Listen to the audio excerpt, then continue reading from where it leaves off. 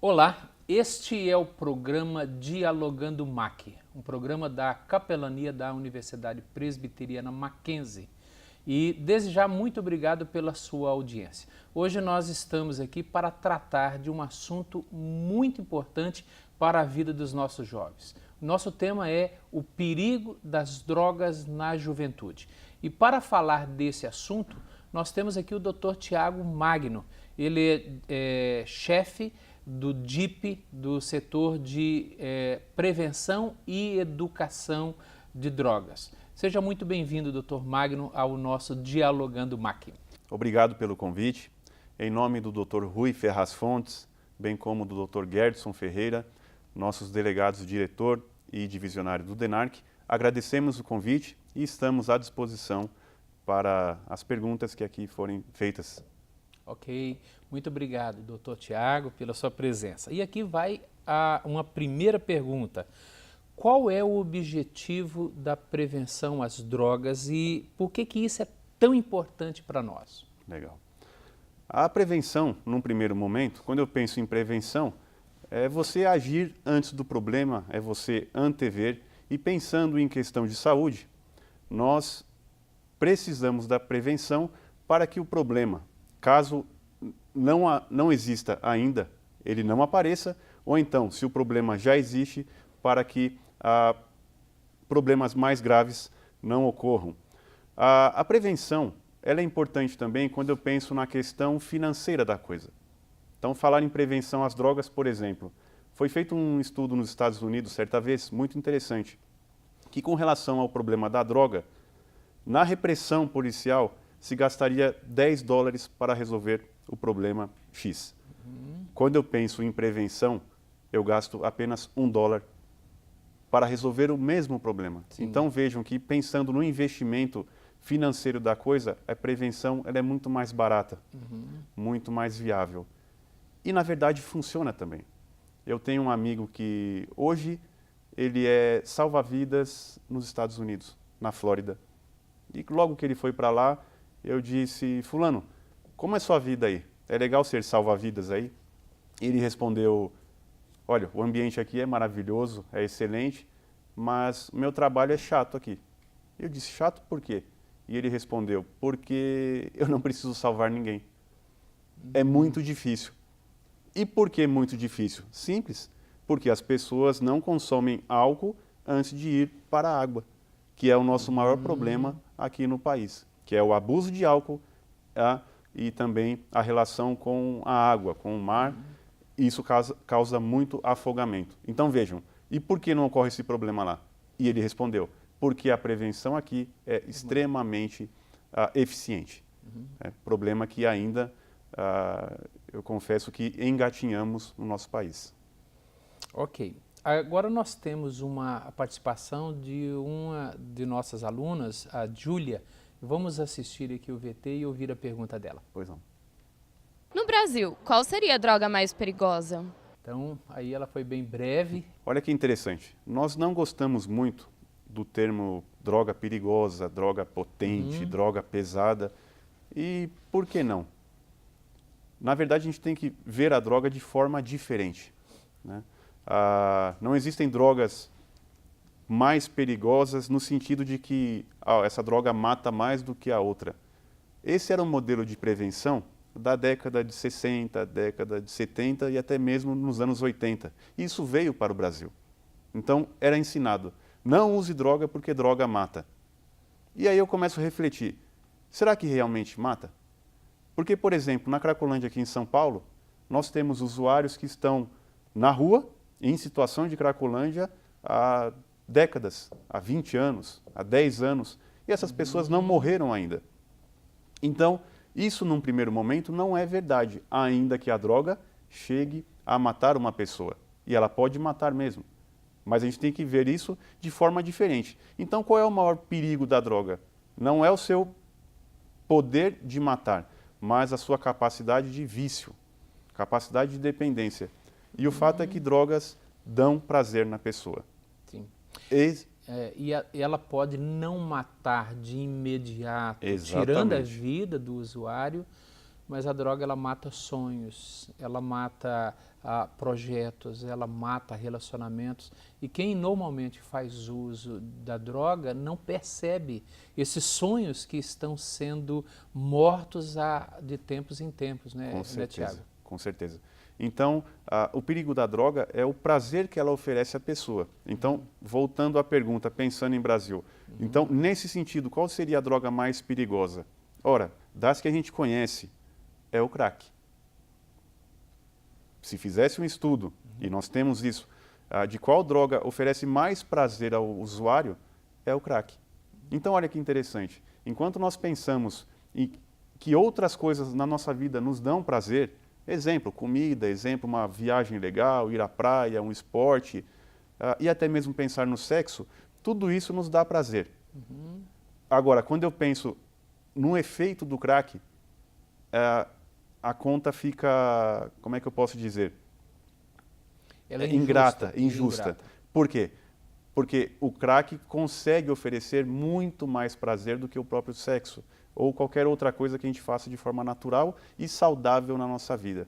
Então a pessoa quando utiliza o crack, ora, aquela experiência é tão maravilhosa naquele momento que ela acaba migrando para aquele vício. Esse é o maior problema. Então, respondendo, qual seria a droga mais perigosa no Brasil? É o crack. Não que outras não sejam um problema, mas o poder de vício do crack, ele é extremamente grande. E o poder destrutivo do crack, né? E em curto prazo, Sim. né? Curto prazo, o poder que ele tem de destruir a vida de um jovem, de prejudicar em seus estudos, é muito maior, né? Uma vez uma usuária de crack no centro de São Paulo foi questionada qual seria o sonho da vida dela. E ela disse, o meu sonho seria nunca ter usado a droga. Então, quer dizer, eu sonho para trás. Isso não existe, né? O meu sonho é para frente. Sim. Então, como você bem disse, a droga ela acaba afetando todas as áreas da vida, desde o seu início, e a coisa vai se complicando até mesmo chegar à morte de uma pessoa. Muito obrigado pelas respostas que tem aqui, Tiago. Nós vamos aí para um breve intervalo e retornamos logo. Até já.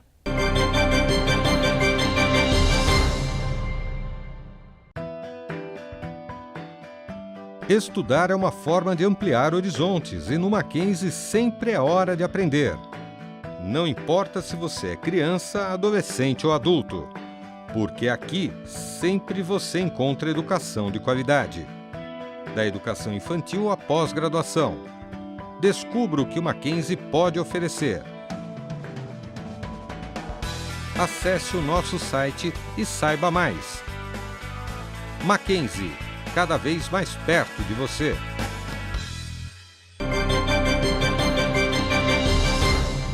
Voltamos aqui com o nosso programa Dialogando MAC e estamos aqui com o Tiago Magno.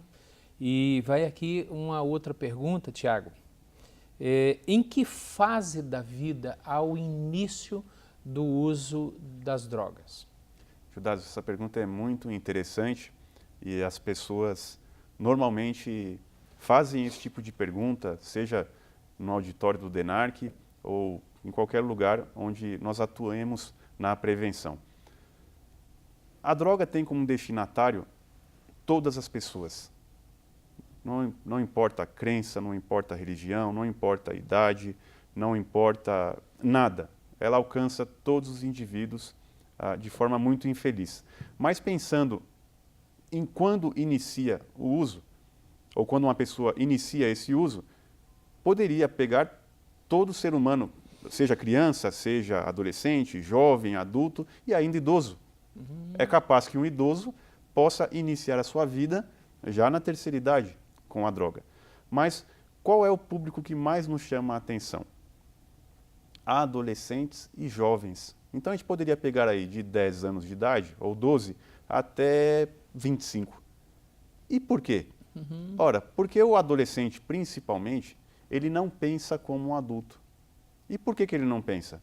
Porque no desenvolvimento natural do seu próprio corpo, na parte fisiológica, na parte hormonal, seja uma explosão, na verdade, acontece uma explosão dentro dessa pessoa, que é natural, todos nós passamos por isso.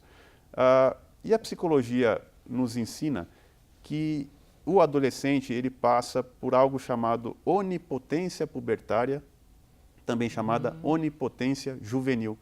Então, veja, nessa fase da vida, a pessoa não tem medo das coisas.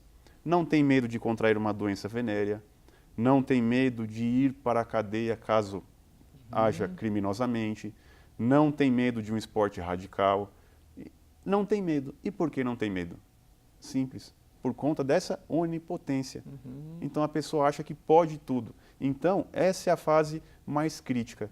Geralmente as pessoas iniciam sua vida com a droga nessa fase em que ela não tem medo. Na cabeça dela, ela não vai se viciar. Por quê? Porque ela é, entre aspas, é o cara. É o cara. É a pessoa poderosa. Eu começo usando e eu vou parar a hora que eu bem entender. Essa é a compreensão que ele tem, né? Exatamente. O que na realidade não é o que você tem visto. Não é o que temos visto. E impressionante como a pessoa, quando ela se relaciona com a droga, num primeiro momento, ela tem muita força no sentido de escolher o caminho para qual vai. Usar ou não usar. Com o passar do tempo e através da tolerância, isso vai diminuindo. Ao passo que chega um ponto em que é a droga que decide, não é mais a pessoa. Então ela perde essa liberdade de escolha entre o uso e não uso. Mas a adolescência é a fase mais crítica, é onde inicia. Okay. E é o que normalmente a gente tem visto em casos de internação. Ou seja, a pessoa já não consegue mais dizer não para a droga e aí então há necessidade dela ser internada para poder de alguma maneira forçar a libertação das drogas, não é isso? Isso. E é muito triste quando uma pessoa aparece para o tratamento, por exemplo, no DENARC, na parte de psicologia, não rara às vezes, essa pessoa procura ajuda depois de 10 anos, 15 anos. Então, quer dizer, o problema já é bem grave. Mas veja então o tempo que demora para uma pessoa a procurar ajuda. Nós temos uma pergunta, Tiago, que veio de um aluno do nosso curso de jornalismo. Está bem próximo disso que você já está explicando, mas amplia um pouquinho pensando no meio universitário. Muito legal. Ouvir a pergunta dele. Delegado Tiago, qual é a relação da droga com o meio universitário? Já que nós estamos dentro de um campus universitário, então vamos lá. Bom, o meio universitário, pensando num primeiro momento, ele deveria ser uma forma de proteção de uma pessoa com relação à droga. Por quê? Porque o meio universitário ele garante objetivos, ele dá ideia de metas profissionais, estudo, e tudo isso é muito bom para o ser humano e protege do problema. Agora, é também parte do problema. E por quê? Porque nós sabemos que naturalmente a pessoa, quando nasce, ela tem 100% de dependência dos seus pais, das pessoas que vão cuidar dessa vida. Com o passar do tempo, essa dependência vai diminuindo, chegando até o nível universitário. Ora, na universidade, os pais já não estão mais com os seus filhos, não andam mais de mão dada, não participam mais de reunião com os professores, então essa liberdade ela é maior. Nós sabemos que no mundo universitário existem muitas festas, e nessas festas existe o abuso de álcool, abuso de tabaco, e isso, ou essas drogas acabam sendo portas para drogas proibidas por lei. E o uso do álcool, ele tem essa relação com o uso de drogas mais ilícitas, como a maconha, o crack, a cocaína, isso? O uso do álcool. Totalmente. Se você me perguntasse qual é o motivo maior ou mais forte que leva uma pessoa a experimentar droga no primeiro momento, estudos demonstram que é a curiosidade. Então, se eu penso no crack, por exemplo, num primeiro momento ninguém fala assim, olha, eu tenho curiosidade de experimentar crack. Por quê? Porque nós sabemos qual é o fim daquele usuário ou daquele dependente já tempos depois. Mas o abuso de álcool, ele abre essa porta. Ele baixa a minha guarda e aí sim, de repente, num momento de abuso de álcool em que a minha consciência não está tão boa naquele momento, se uma pessoa me oferecer cocaína, maconha, crack, bem como alucinógenos, é capaz que eu use, pelo abuso do álcool. É interessante. E o poder que a amizade tem nisso tudo, né? Quando eu converso com universitários, e eu gostaria de dar o recado aqui também, o maior traficante é o seu amigo. Então, ninguém começa a vida no uso da droga indo, de repente, numa favela, ou numa comunidade, numa chamada biqueira, que é um ponto de comércio de droga. Ninguém começa usando droga ali. É um amigo, ou um falso amigo, sempre, que vai oferecer essa droga. Então, sim, é essa pessoa que às vezes é de dentro da nossa própria família, é um primo, é uma pessoa próxima, é um sobrinho, ou um amigo, por exemplo, numa faculdade, numa escola. É essa pessoa que vai oferecer a droga num primeiro momento. Então, esse é o cuidado que nós devemos ter com o meio universitário. Excelente. Tá aí uma dica muito importante que o Tiago dá para os nossos jovens, que o maior traficante pode ser o seu amigo. Nós vamos para o intervalo e logo em seguida, no terceiro bloco, nós temos aqui duas questões muito importantes para o Tiago estar respondendo para a gente. Até daqui a pouco.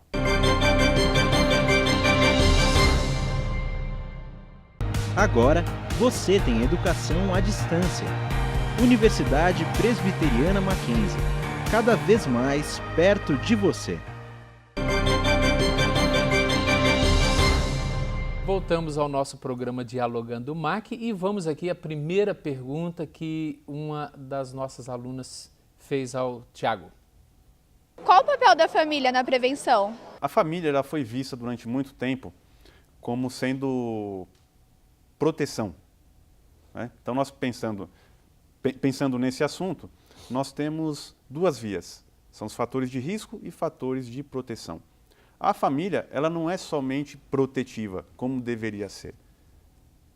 Então, pensando, como é que uma família poderia agir errado? Pais que toleram abuso de álcool e cigarro em casa, cigarro, tabaco, né? Por quê? Isso diminui a consciência da pessoa, como eu disse já anteriormente, abrindo a porta para drogas mais fortes. Outra coisa, pais que são extremamente autoritários em casa, muito exigentes e também quando são muito liberais. Então vejam, Gildásio, quando não há um equilíbrio por parte dos pais na educação dos filhos em casa, isso gera um problema. Quando o pai é muito autoritário, o filho fica rebelde e ele acaba buscando a droga até para se vingar do seu pai e da sua mãe. Quando é muito liberal, o filho usa e o pai também não educa decentemente em casa. Então, a família ela tem um papel muito forte na prevenção. Então, como é que ela deve agir? Pais comunicativos, pais presentes, pais amorosos, pais que acompanham a vida do seu filho em casa. Outra coisa que pouco se fala, quando os pais estimulam o exercício da religiosidade em casa. E por quê? Ora, porque a religião, na maioria das vezes, ela traz boas práticas em casa, boas práticas saudáveis. E isso protege também o filho em casa. Poderíamos citar também algo chamado verticalidade. Então, quem nos acompanha, preste atenção. Falar como é o relacionamento do pai com o filho em casa. Ele é dessa forma, verticalidade, não é assim. Então, quando os pais falam com os seus filhos, eles falam de cima para baixo. Por quê? Porque pais têm autoridade. E essa autoridade deve ser bem exercida. Então, vejam, quando a família age dessa forma, com metas, objetivos, com regras claras dentro de casa, isso é extremamente saudável. Isso está meio fora de moda, me parece. Sim, mas verdade. Isso protege a pessoa com o experimento da droga. E você comentou aí, Tiago, da da religiosidade presente dentro do lar. E, de fato, essa verticalidade no relacionamento pai e filho é um princípio cristão. Com certeza. É um princípio que nós aprendemos na Escritura Sagrada, onde o pai ele exerce ou deve exercer a autoridade dele como pai na vida do seu filho. A nossa universidade é uma universidade confessional, nós temos procurado ensinar isso aos nossos alunos, todos aqueles que estão conosco, da importância que tem Deus dentro da família. E muitas vezes essa ausência de Deus dentro do lar acaba prejudicando o relacionamento pai-filho e também o relacionamento do jovem com ele mesmo, levando, portanto, quem sabe até o uso das drogas. Muito importante isso que você menciona. Um dos princípios mais fortes na questão do relacionamento do pai com os filhos no curso de prevenção do DENARC está fundamentado exatamente num princípio de Salomão, ou num provérbio dele, que ele diz que ensina a criança no caminho em que deve andar, porque quando crescer não se desviará dele. Então, na verdade, o pai tem que assumir essa educação, essa paternidade, para que seu filho não se desvie aí. E não é só porque o filho entrou na universidade, que já fez 18 anos, que agora ele vai ficar independente da autoridade do pai. Ele continua sendo filho, sim. O pai continua sendo responsável em se comunicar com ele, ensinar esse caminho, né? O caminho certo, o caminho ético para ele. Exatamente. Muito bem. Vamos a uma pergunta, Tiago, agora de um dos nossos alunos, e uma pergunta muito interessante. Eu acho que a gente pode dedicar um tempo maior, a gente quer ouvir a sua resposta a essa questão. Delegado Tiago, qual é a sua opinião em relação à legalização da maconha? Ouvimos aí, Tiago, a pergunta do nosso aluno sobre a sua opinião quanto à legalização da maconha, que esse é um tema hoje que já está em debate. E seria muito importante, você que trabalha na educação, na prevenção, seria muito importante a gente ter aí a sua resposta a essa questão. Talvez a minha resposta não seja a resposta da moda, né? Talvez alguém ache a resposta antiquada, tal, mas eu tenho que ser imparcial, né? E fundamentar a minha resposta no que já vi nas ruas, bem como no que estudamos lá no DENARC. Então, por que se legalizar a maconha? São vários argumentos.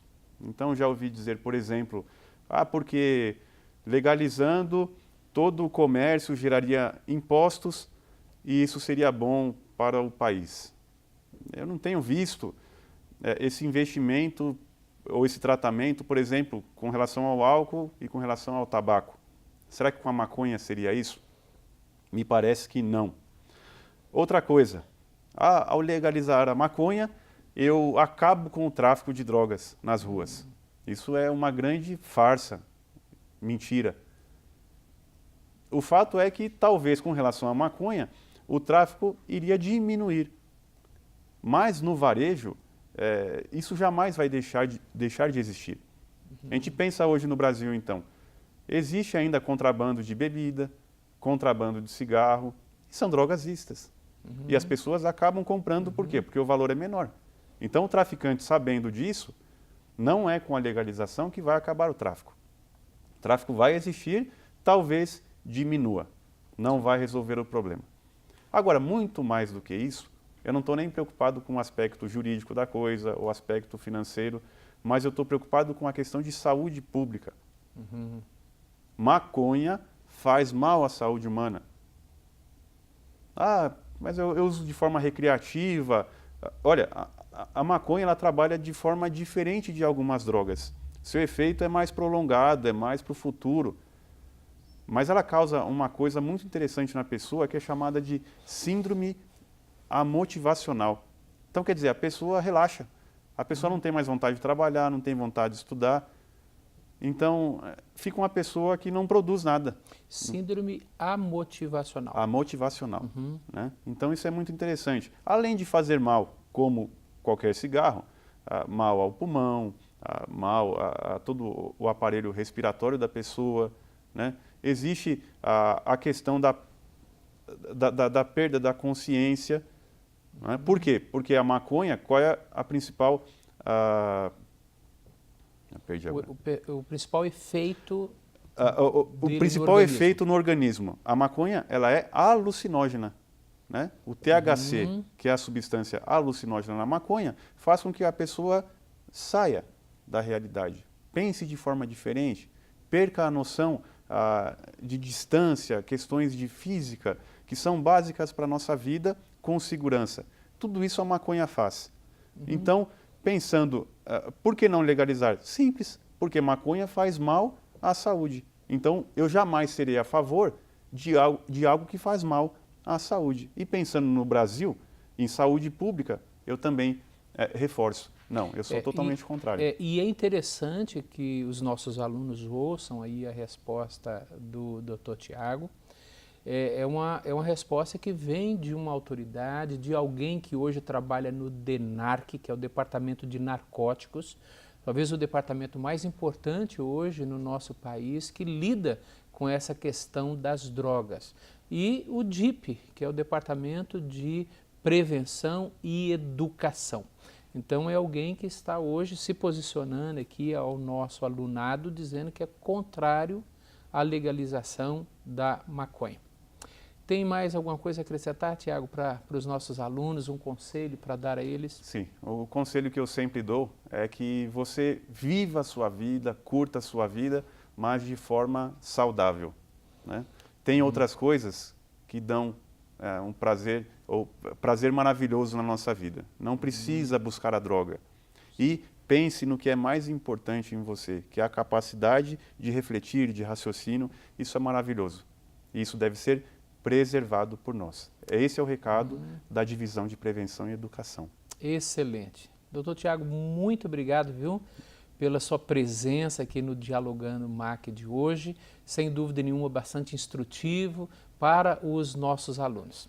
E chegamos então ao final do nosso programa. Se você tem aí alguma dúvida, alguma questão que você ainda queira fazer ao Dr. Tiago, depois nós passamos aí o e-mail para você entrar em contato com ele. Ou dirija-se à nossa capelania e procure qualquer um dos nossos capelães e eles vão poder te ajudar e te orientar caso você realmente precise de ajuda nessa área. Nós estamos aqui para abençoar a sua vida. Que Deus lhe abençoe e até o próximo Dialogando MAC.